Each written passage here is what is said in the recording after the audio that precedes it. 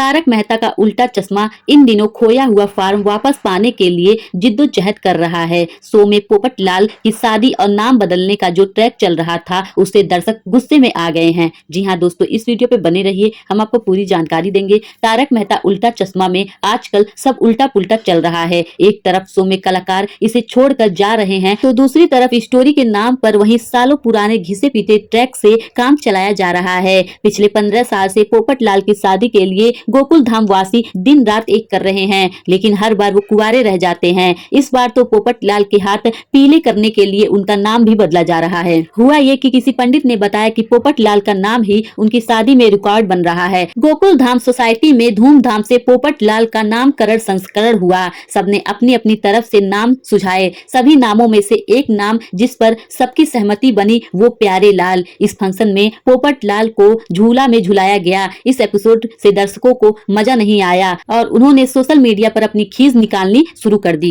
एक यूजर ने लिखा, ये क्या इतने सालों से पोपट लाल की शादी करवाने की नाकाम कोशिश कर रहे हो, कुछ और स्टोरी नहीं बची है क्या? तो किसी ने कहा कि अब हम पक गए हैं ये घिसी पिटी कहानी से, ये सब बंद करो और पुराने एपिसोड ही दिखाने शुरू कर दो। तो किसी ने कहा कि ऐसा नाम दिया है, लगता है पोपट लाल भी शो छोड़कर जाने वाला है।